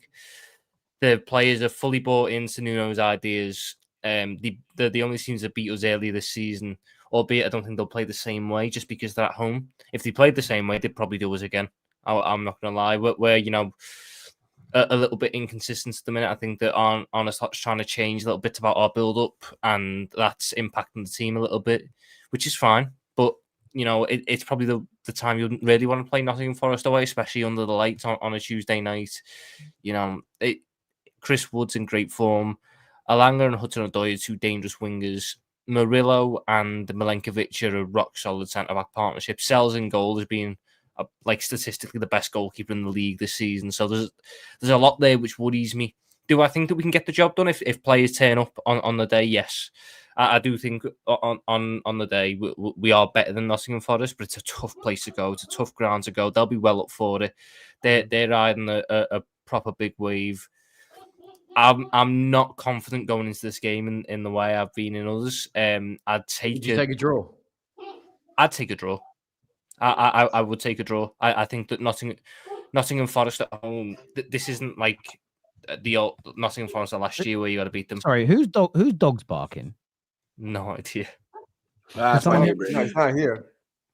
Oh, because my dog's barking here, but then I'm hearing it in my ear well after. Maybe it's anyway. Sorry, carry on. Sorry, I thought it was weird that both our dogs are barking at the same time. But yeah, anyway. And continue. Sorry. I'm just. I am a bit nervy about the game tomorrow. I do want to see us improve, but I'm not going to sit there and be overly disappointed if we leave with just a point. There's games that coming up this season that we can take points from, and dropping points to a team who are the best in the league on form at the minute. Got a really good home record, beat us early this season. I would like to get my revenge, but I'm not going to be massively disappointed if we leave with just a point instead. It's all about maintaining position at the top, and teams around us, as long as you don't lose to them, you're going to do a good job at keeping that spot. So you can't afford to draw both games, though. You got Brentford as well, which is also tough. Brentford. We have to beat Brentford. Nottingham Forest is a bit different because Brentford's home record's now gone. It's like the facade's ended now. They've been beaten by Arsenal, being beaten by Forest. I don't think they've got a very good home record recently, type thing. So we should be beating Brentford, but Nottingham Forest at home on a Tuesday night at 8:00. That ground can get good at the best of times, let alone. You have rested a lot of players though, like Van Dijk, Salah didn't play. Trent will, he had a bit of a smile on his face. Great striker, albeit Accrington Stanley, but you got to beat what's in front of you. Your first team practically is rested and ready to go. Mm-hmm. But Nottingham Forest at the same time, they rested a lot of players as well. I'm giving Nottingham Forest a lot of respect here. I am. I'm giving Nottingham Forest a lot of respect. I think they've been very good this season. I know we've rested players, but I think you had to. Obviously, it's Accrington Stanley, not wheeling the sell out for that. But we've also got who are they? Games coming exactly. Please say it. Please say it in your voice. Go on. What you want me to say? Fuck it. Come on, say Accrington Stanley, who are they? Sorry, made me laugh. I'm not fully confident going into tomorrow. I just want to leave with not a loss, and I'll take it.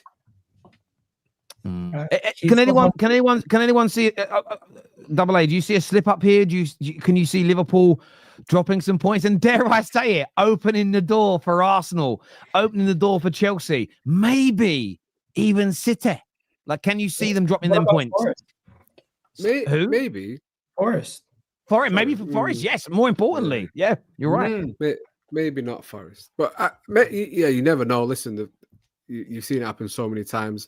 I think Tom's right to be maybe a little bit apprehensive just going into that game. Like I said, we've been there and been absolutely battered. But obviously, we're terrible. But it is a tough place to go and play, especially night games under the lights.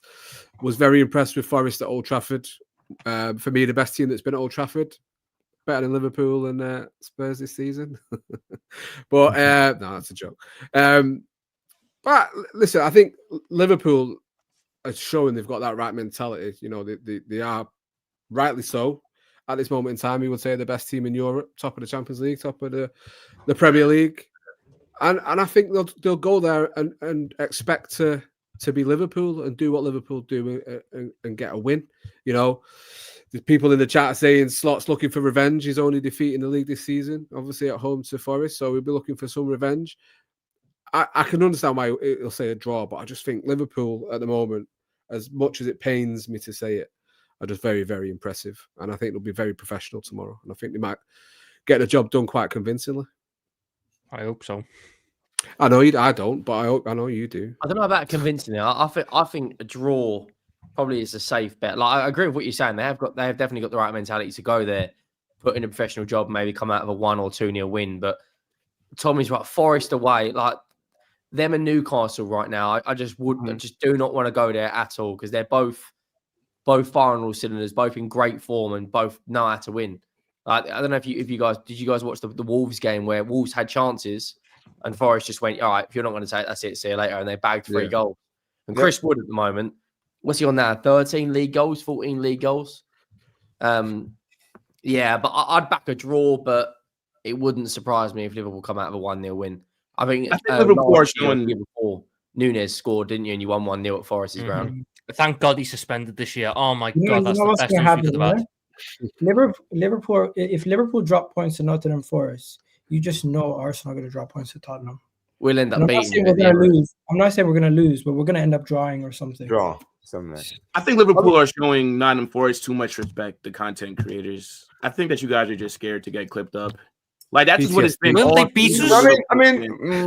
Bro. I know that they beat you guys, and they're your only loss in the Prem this season. But I mean, my goodness me, you are literally the best team in Europe right now. You're top of the Champions League. You're top of the Premier League. You got Mo Salah, who everybody's saying is better than Thierry Henry. You got Van Dijk. You still got Allison. I have chest for any team other than Nottingham Forest. I don't get why. Let's just be honest. Nottingham Forest.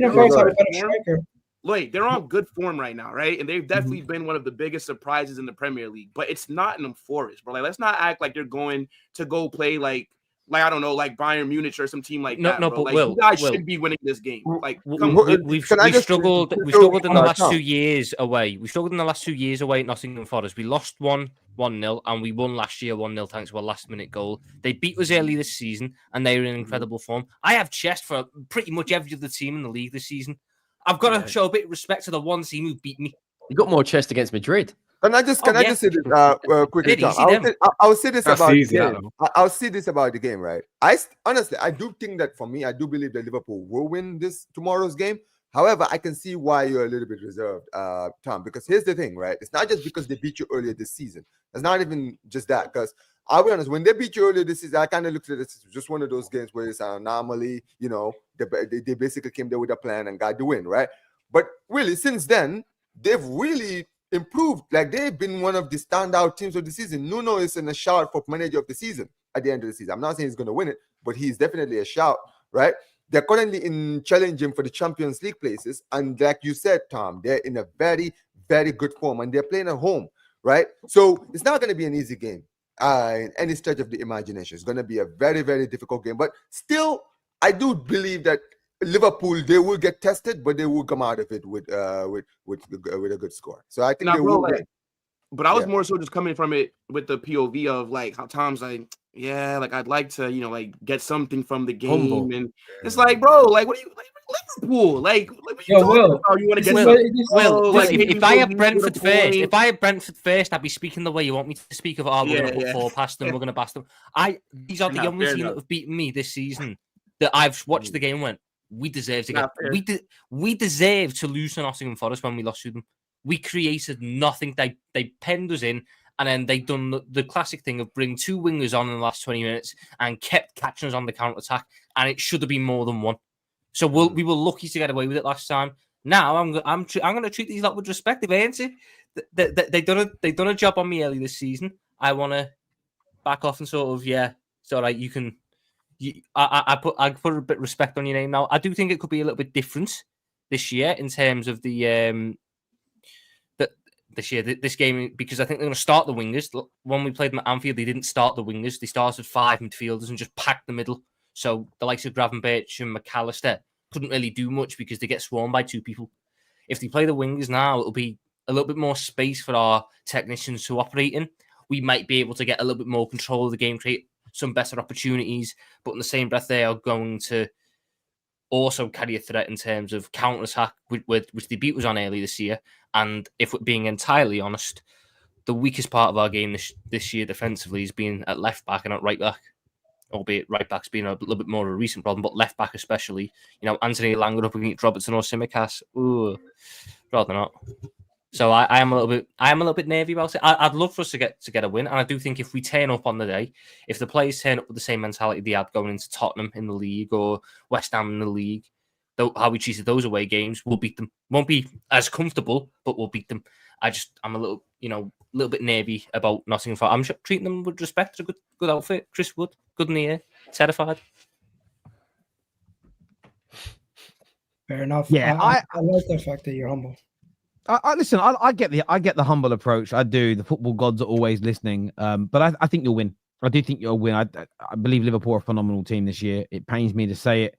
You've had a couple of results, Man United and then the Spurs game, that haven't quite gone your way. I think you'll bounce back. I'd love to see 3 games on the bounce where you're dropping points to see, again, I think we're always interested when we're watching a team that's top of the league or in a title race to see how they react to adversity, a bad result. And obviously you drew to us in the league. You lost to Spurs.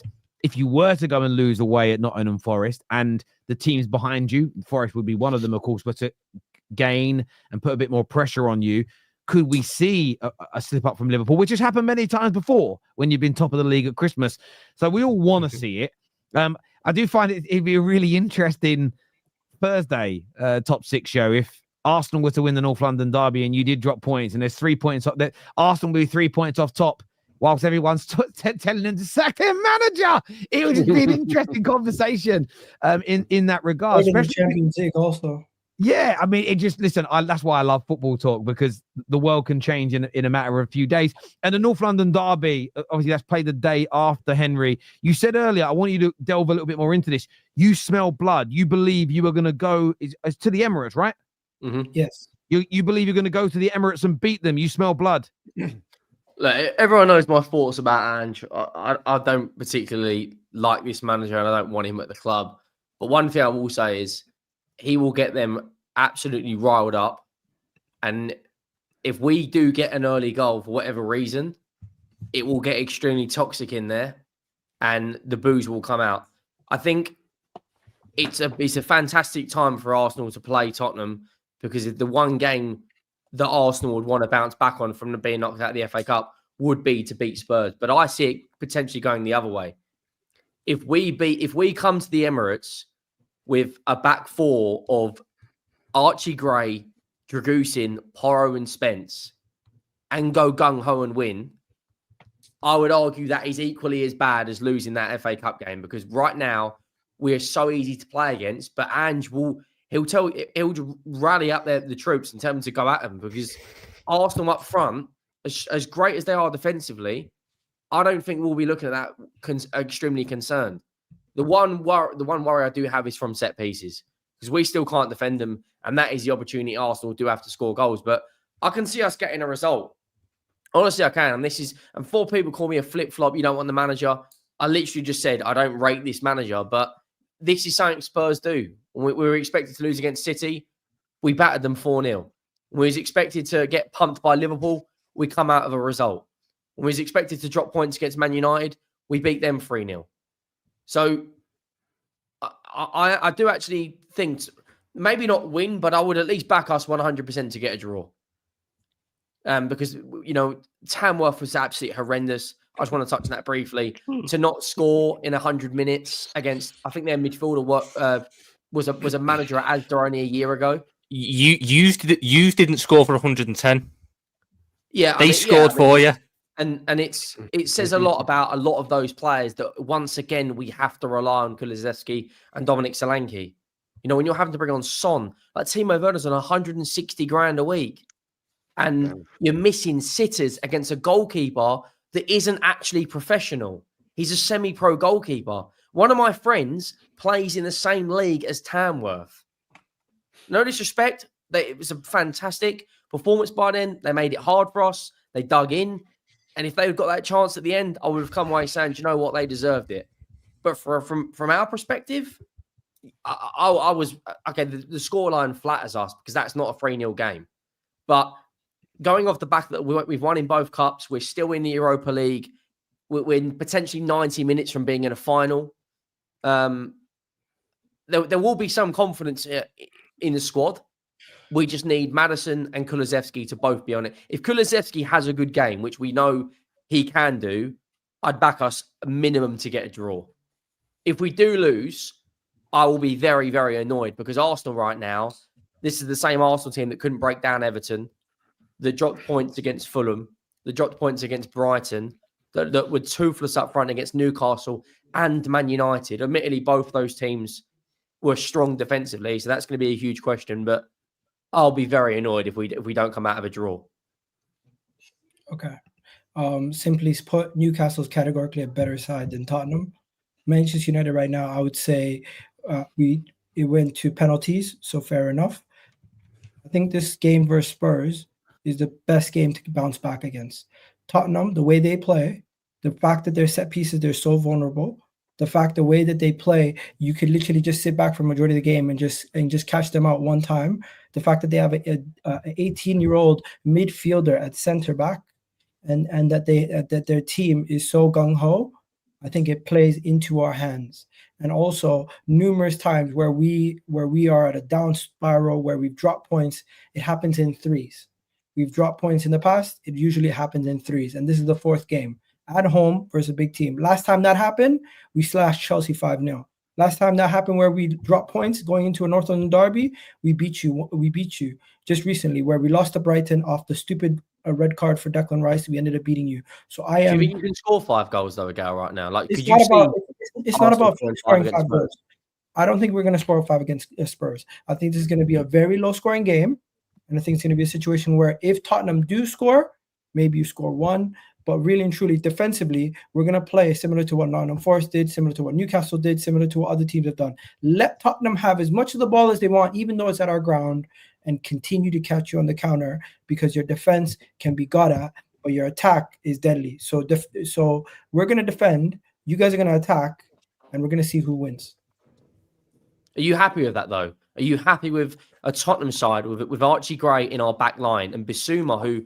Okay, he was good against Tamworth, but he's been awful this season. You want to know something? It's not about the joy. It's about getting the job done. I could see my team score 3 goals, but if we lose the game 4-3, I'll be more pissed than if we go and get a 1-0 win. But do you think the masses of Arsenal fans, after that shocking result against Man United and Newcastle, would be happy to see Tottenham come and have 65% possession? No one cares about how you get the job done versus Spurs. It's just about winning versus Spurs. You cannot lose to Spurs at home. If we win the game 1-0, we win the game 2-0. If we win the game 2-1, if we win the game 3-1, all that matters is the win. If we play a 5-5 thriller, everyone's entertained. We drew and we dropped points to Spurs. It's a terrible result. No, but I'm looking at it in terms of you need to bounce back, not just with you need to give someone a thumping now. The performance doesn't matter, bro. We just need to beat you, especially if they drop points to Newcastle. I mean, Nottingham Forest, it doesn't matter what happens in the game. We could win by our own goal. I don't give a fuck. We just need to beat you. I think if Liverpool win, the pressure for you to beat us is going to be absolutely through the roof. And we're going there just to say, about how you can talk to me about how you're going to win. Forget about pressure. Forget about other things. I think our press will be if we are going to. I'm back us to get a draw. I think the press will be absolutely relentless from minute 1 to about 70 minutes, which it normally is. Then we normally drop off like we did against Wolves.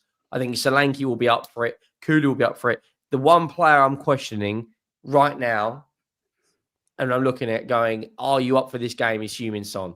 Because he has a fantastic record against Arsenal. I think he's got 8 Premier League goals. Admittedly, a lot of those are our ground. I'm looking at him now. He's just signed a new contract. If he's up for it and that press is on, we will score goals.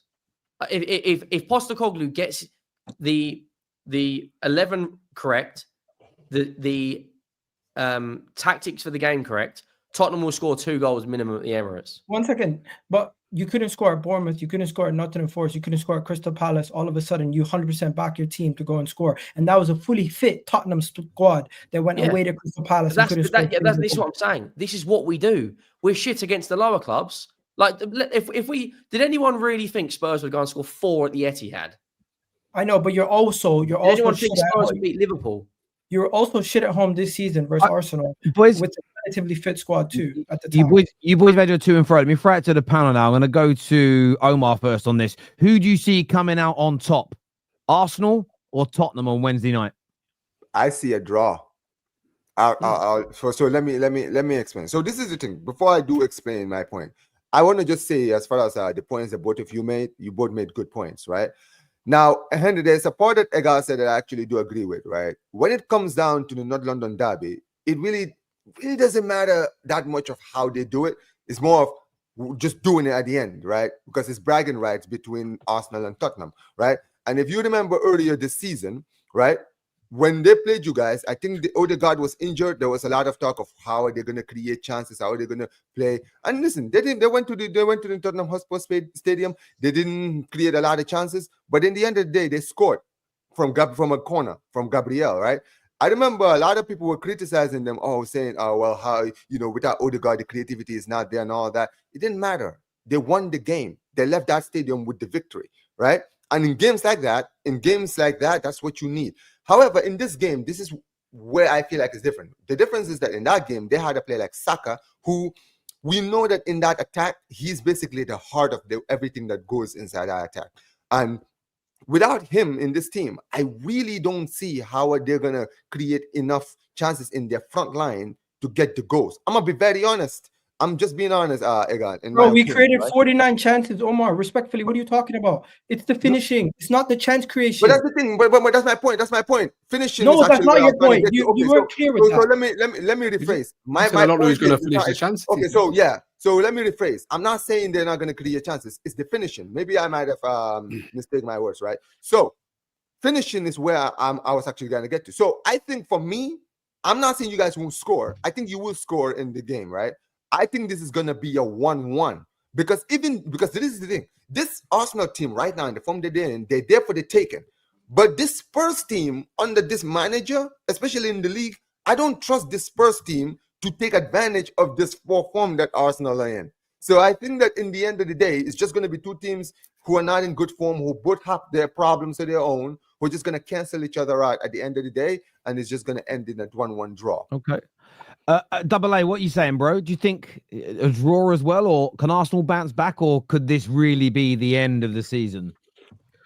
It doesn't even feel like Arsenal fans that convinced about bouncing back. It's all about, let's defend and go on the break at home, which I don't think the fans would be too happy about that personally. I think Spurs would look at that game yesterday and should be buoyed going there, despite their form. Like you said, going to the Etihad and performing how they did, they've got that in them to turn up in big games, and that shouldn't be discounted, regardless of what Egal thinks. I think they'll go there and think they can get Arsenal, and if they can show up the defense, because Arsenal's attack is terrible. And I agree with Omar. It's not about the chance creation; it's about putting the chances away. Arsenal can't do that. 49 chances, it doesn't mean nothing. So a draw probably will. I think I could see a draw, but then I could see one of the teams nicking it, and it's just who's the braver of the two teams, who wants it more than who needs it more. And I think that's what happens with derbies. You look at the Etihad, and I agree with Egal, because at the Etihad when we were 1-0 down at the death, I'd have taken anything then, and we managed to get the win rather than a draw. I don't think it'll be that good of a game. I think it might be a bit of a mid-off just because of the form both teams are in. But you can't discount Arsenal being at home to get it right. And could this be the game that they need to turn the tide after what's been a bad week for them? I think you guys are silly to write off Arsenal going into a derby versus Tottenham at home. I'm not writing you off. I just think there's a very good chance Spurs get a draw. But taking into account how bad you've been. Didn't Spurs draw the Emirates derby last year? Yeah, 2-2, and we were the better team. So and the Arsenal performance at home against us this season, I don't think Arsenal were great either. I just think they relied on their defense. But eventually, we have got to get a good result there. We've won there once since 2011. Eunice the ball header. 1 second. When people do that, it's by design. Let's not act like teams playing against Tottenham like this consistently. It's because that's how the best way to beat Tottenham. So let's not act like it's rocket science, bro. If Tottenham are a really good attacking team, why are you going to leave yourself so open for them to attack you? You give them the ball and you say, what can you do with it, with us defending? And then most of the time they leave themselves exposed and you catch them out. We did that. Who's catching him out for Arsenal? Egal? Who's going to catch him out, bro? Right now, one thing I'll tell you right now, it would. Well, answer the question, bro. Answer. Don't deflect. Don't deflect. No, you're not. You're not though. I am. You're deflecting. You don't even let me going give the it a long way word. around.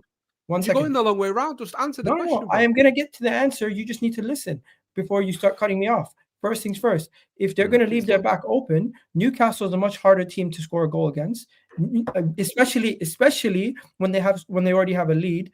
Manchester United yesterday made it extremely difficult, and don't act like you didn't have better center backs and more center backs on the pitch to defend. Even though you had 10 men, you did defend really well. I don't think this Tottenham team can defend well enough for 90 minutes to keep us from scoring a goal. You didn't answer the question. Again, you've just gone the long way round to not answer my question, bro. Who for you is going to score goals? Answer the question. I can't predict the future, but I would expect. Brother. He can't predict the future, but he knows exactly how. Answer the question, brother. Answer the question. If I had to put money on one player out of all these guys to score, it would have to be either Havertz or Ødegaard. Dominic Solanke will score more goals in this game than any of your players. If we now, are we talking about Solanke up against Saliba here? Solanke against Saliba. I want to give my opinion, but I'm actually going to hold back. I was going to give it, but I'm not because I'll get too much stick. I'm gonna wait until after the game. But I will tell you. Actually, I'll tell you all backstage afterwards, and then when I say it on the match reaction, if and when it happens, at least I've got some witnesses. But I just are you going to do a preview video, Terry? Probably not, due to the amount of other content I've got to get done between now and then. So probably just there isn't the time or space really because of transfers and stuff.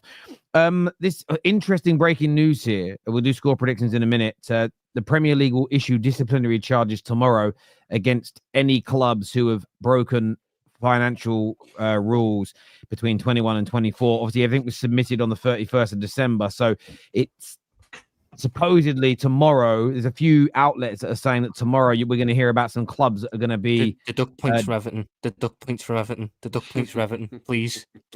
How many times have they had points deducted though already? Yeah, I know, right? Yeah, this should be the fourth time. Viral though, isn't it? Because it's basically every 3 years they add it up, and unless they've had a massive year where they've improved their finances, it's once you failed once, it's likely that you can keep failing. The problem is they have a massive thing on Bramley Moor Dock, which is just hemorrhaging money, or it was hemorrhaging money for a number of years, which is probably what put them in this position. I'm right about Man United. There was talk that we might be in this, and I'm hoping we're not. Having said that, I'd rather it come out off this year rather than next season when we're challenging for the title. Joke. It's a joke, people. Nobody panic. Calm down. Terry, please don't forget to talk about the beatdown yesterday. Yamal and Rafinha remind me of Neymar. Yeah, you got absolutely dug out last. Piped is the expression we used when I was younger by Barcelona last night, didn't you, Will? It is the Premier League show. Like, don't worry, Terry. Don't worry. I got something for him later. You're very. Yeah, I'm just saying. This is look, like it's okay. You know what I'm saying? Look, like Barcelona, the first trophy that they celebrating in like a season and a half. I think. Look, you know, like this is the biggest thing that they've done in a very long time. They're still scum. We don't worry about them, and we move. and we scored 9 goals in the last 2 games. Hansi Flick puts 9. Congratulations. I already have 2 trophies this season, so you enjoy. I got to win the league. Will, do you think you win the league? Do you think you're going to win La Liga? To be honest, no, because we're not going to spend in January. So nah, our squad's too imbalanced. If Simeone wins his 3rd La Liga with Atletico Madrid, that guy, I don't know what the equivalent of a knighthood is in Spain, but he deserves whatever it is. I've never seen us win it back to back.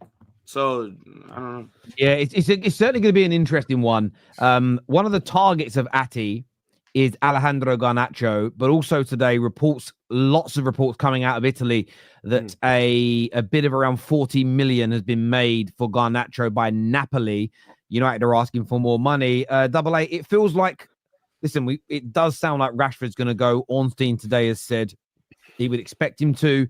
Casemiro reportedly very close to a Saudi move. we could see Garnacho, who started yesterday, also go for somewhere in the region of 50 million. Is that a move, an exit that you would support? No, absolutely not. I don't see him leaving in this window if we are getting rid of those two players, because we're not being linked with enough players to bring any quality in, and we haven't got enough players in the squad to cover him going. I like Garnacho. Yes, he needs to improve. Yes, the burden's been put on him far too much for a 20-year-old, but even the price, this is what annoys me about Serie A, because they expect premium for their players, but yet they'll come and try and buy your players for a packet of quavers and a bag of Skittles. Like £38 million for a 20-year-old who's an international, the world champions, 100+ games for Manchester United is worth a lot more than £38 million. I'm sorry, regardless what you think of him or not. He's played 100 games at United. He's played 100 games for United now. What's happened to your club? Is it 100+ games professionally? I'm sure it's one of he's definitely played 100+ games. And I like what Amorim's doing with him as well, because he's the one thing I've said about Amorim for the whole squad is accountability, and that's what he's brought to this team. And yesterday was his first start in 5 weeks. After the whole derby thing, he's not started a game since then. He came on against Liverpool, got an assist. Started yesterday, got an assist for the goal. I think the jury is out for a lot of Manchester United fans, and I think he has had a lot of stick. You've seen the things with the fans, you've seen him come off social media, and does he want to be here or not? And I think he's showing that I think he does want to be here. I think the long-term future of him, does he fit in this system? Can he stay playing in one of them 10s? He's definitely not a wing back. Where will he play? But I think he's shown yesterday he is learning. He is taking on board what the manager wants him to do. His defensive work needs a lot of work for the team, but he's got an output. And I think we'd be very silly when there's Anthony at the club, when there's Eriksen at the club, Rashford, Casemiro, Lindelof. All these players definitely need to leave Manchester United long before Garnacho does. And I'm very happy for him to stick around as a 20-year-old and hopefully get better for the team. But for 38 million, I wouldn't even open the email, to be honest with you. It'd be straight into trash. You should just take it. If you don't, why would we? I do rate him. Obviously, if you can get whatever extra, you should take it. But how much do you really think he's worth? Would you take 38 million for Martinelli? No. How much do you think he's worth? I think we should, for what I've said, and international for Argentina, played so many games, got good output, goals and assists. We should, and I'm not saying we'll get it. We should be looking for 50, 60 million, 100%. Okay. In today's market. If that's half of what you value him, fair enough. But I thought if you're going to sit here and say, 45, he's not really that far off. No. I think he's worth a lot more than that. And I agree. Would you take 38? Would you take 38 million for Martinelli? I think Martinelli's done way more than Garnacho, so it's tough to compare. Has he? What's he done more than Garnacho? He scored 15 goals in the league once. Has he won anything? Is he an international for his? Garnacho's the difference between you guys winning trophies or not. He's scored in the FA Cup final. He's contributed to it, bro. He's contributed to it. Garnacho is pretty bad for Argentina, though. To be fair, though, yeah, he is. To be fair, man, he's dog water for Argentina. I understand they're not happy with him, but he's still getting picked. He's still an international. He still has that on his CV. Yeah, I feel like it's for a social media post. I'm not gonna lie.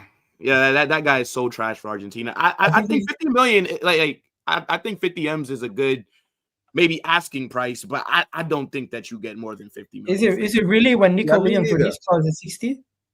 Yes, that's a release clause. That's a release clause. So Nico Williams is that's due to Bilbao, not being able to get and Nico Williams is worth its market value, and there isn't a buyout clause. I kind of agree with you, Will. I look at it this way: I want more than 38 million, and I know a lot of people will say, "I can't believe we're thinking of selling him before Anthony." Well, Anthony doesn't have the attraction. It doesn't have the attraction. Yeah. No one wants to buy it. You can't sell someone if no one wants to buy it. Well, there's 2 or 3 clubs looking at loans and stuff like that, and we will move him on, but he is nowhere near as desirable, especially with the wages he's on, as Garnacho is. And I just look at it this way: I'm not that concerned about Rashford and Garnacho leaving, and I mean that from the perspective of I look at the way Amorim wants to play football. Yes, we counter sometimes, like yesterday when we don't have the the team to dominate the possession.